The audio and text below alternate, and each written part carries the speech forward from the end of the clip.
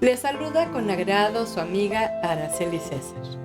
Y vamos a continuar con nuestra serie de devocionales de celebración espiritual, muy oportuna para esta temporada del año, donde denomina mucho la expresión emocional en muchos ambientes, ganando más la emoción. Y por eso nos vamos a ir a la palabra, para que nuestra celebración no sea algo nada más emotivo, sino que sea algo realmente que nazca de lo profundo de nuestro ser. Nuestro tema 3 es las profecías cumplidas. Y vemos ahí en el Evangelio de Lucas, capítulo 2, 27 al 32. Y leo: Guiado por el Espíritu Santo, Simeón fue al templo. Y cuando los padres del niño Jesús lo llevaron también a él para cumplir con lo que la ley ordenaba, Simeón lo tomó en brazos y alabó a Dios diciendo: Ahora, Señor, tu promesa está cumplida. Puedes dejar que tu siervo muera en paz, porque ya he visto la salvación que has comenzado a realizar a la vista de todos los pueblos, la luz que alumbrará a las naciones y que será la gloria de tu pueblo Israel. Y entonces vemos que este relato poco se menciona, especialmente en los tiempos que se celebra a nivel mundial la Navidad. Sin embargo, no se destaca este personaje que era un sacerdote, estaba en turno. Le tocó por la gracia de Dios justamente estar allí sirviendo en el templo cuando los padres de Jesús vinieron a presentar al pequeño Jesús.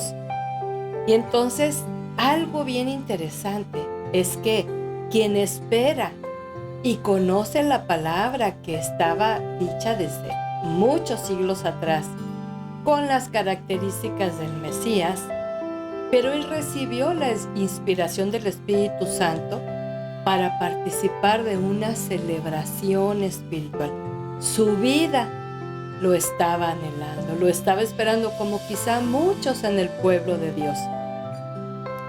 Al sacerdote Simeón se le da la comprensión del Espíritu para afirmarle que este niño es el Mesías tan esperado. Y luego en el verso 34-35 le da una palabra de advertencia dirigida especialmente hacia María. Escucha con atención. Entonces Simeón les dio su bendición y dijo a María, la madre de Jesús: Mira, este niño está destinado a hacer que muchos en Israel caigan o se levanten. Él será una señal que muchos van a caer, a fin de que las intenciones de muchos corazones queden al descubierto. Pero todo eso va a ser para ti como una espada que atraviese tu propia alma. Fíjate qué tremendo. No es un relato nada más, no es un encuentro casual, es una organización divina donde se conjuntan muchos elementos para dar a entender que Dios está en el trono, que el Espíritu Santo se está moviendo, que este siervo sensible, cuando mira a esa criatura, le trae la convicción del Espíritu que este es el Mesías. Por eso declara: ahora sí ya me puedo morir, porque él estaba queriendo ser testigo de la venida del Mesías en vida, y Dios se lo concedió. Pero no solamente se queda en eso, sino que también le da una palabra a María. Yo creo que esta palabra, cuando viene de Dios la palabra, definitivamente va preparando el corazón. Ahora, que definitivo vivió el dolor profundo de ver cómo murió su hijo en esa cruz y todo lo que le rodeó de sufrimiento a lo largo de su ministerio. Pero aquí está descrito: una espada que atravesará tu alma. Entonces, así como en el caso de Simeón y de los padres de Jesús, Una presentación de un niño en la iglesia cristiana no es un acto religioso. Los padres que van y presentan esa criatura tienen que entender que sin duda alguna van a recibir palabra y no tienen que ignorarla o pasarla por alto. Sí se pide que se ore y se pide a la iglesia que participe, extiendan sus manos y vamos a bendecir a la criatura, a los papás, sí. Pero ¿qué pasa si hay una palabra que instruye, dirige, corrige o advierte? Y esta es la reflexión, ¿sí? Hacer vivencial estos pasajes, porque el mismo Espíritu de Dios se sigue moviendo. En segundo término vemos otro personaje también poco mencionado y no con mucha luz y con mucha fama. No tiene muchos likes en su Facebook, ¿verdad? Y vamos a ver de Ana la profetisa, ahí mismo en ese capítulo 2 de Lucas, pero versículos 36 al 38. También estaba ahí una profetisa llamada Ana, hija de Penuel, de la tribu de Aser. Era muy anciana, se casó siendo muy joven y había vivido con su marido 7 años. Hacía ya 84 años que se había quedado viuda. Nunca salía del templo, sino que servía día y noche al Señor con ayunos y oraciones. Ana se presentó en aquel mismo momento. Yo le llamo diosidencias. Llegó justo en el momento de ser testigo ocular de la venida del Mesías. Y comenzó a dar gracias a Dios y a hablar del niño Jesús a todos los que esperaban la liberación de Jerusalén. Fíjate, Ana, este es otro personaje que te cuento, que no es tan conocida, ¿verdad? Sin embargo, el Señor la describe como alguien que es fiel y digna de confianza, firme en la palabra profética. Otra que tuvo esa sensibilidad, ese discernimiento, esa comprensión de que no era otra criatura más que venía a presentarse al templo, sino era el Mesías. Y entonces Dios le da el privilegio, también a su avanzada edad, ya 90 y algo, ¿verdad? Probablemente, de poder ver a Jesús cuando lo llevaban a presentar. Algo importante de Ana, que ella quizá nunca imaginó que íbamos a mencionar su nombre en la posteridad, ¿verdad? Ni que íbamos a tomar su vida como ejemplo, pero a mí me inspira, porque aquí hay dos factores importantes para poder discernir y también darse cuenta, en este caso, cuando Jesús el Mesías llega, pero también en nuestro diario vivir, que Jesús el Mesías está, y es el ayuno y la oración. Estos, amados, son hábitos santos que acercan a la comunión con Dios, porque el ayunar es un morir al yo, es un me niego a satisfacer los apetitos de mi carne, pero no con el ánimo de presentar un sacrificio vano y sentirme miserable. No, para depender más y más del poder y la fortaleza de Dios.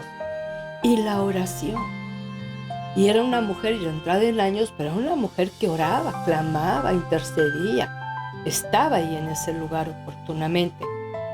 Entonces, estas actitudes, tanto de el discernimiento como el orar en intercesión correcta, como el ayunar, desarrollan una sensibilidad muy especial para recibir de Dios esa palabra, esa guía, esa instrucción que se está necesitando, ¿sí?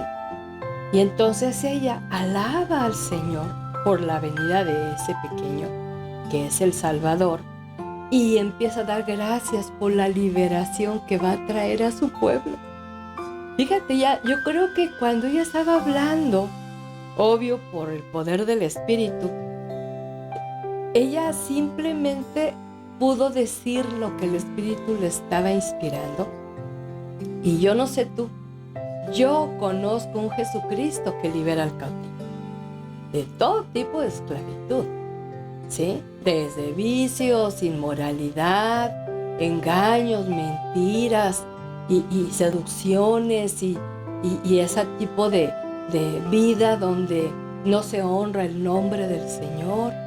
Y entonces nos saca del profundo pozo, nos traslada de tinieblas a su luz admirable, nos guía a la verdad, derriba todas las mentiras y los engaños que hemos traído en la mente y corazón. Para mí eso es ser liberado.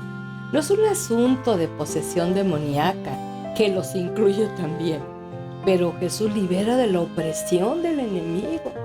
De hecho, me viene a la mente Hechos 10:38, donde dice que Jesús vino del Padre y tenía tal poder y autoridad para liberar a todos los que estaban oprimidos por el diablo.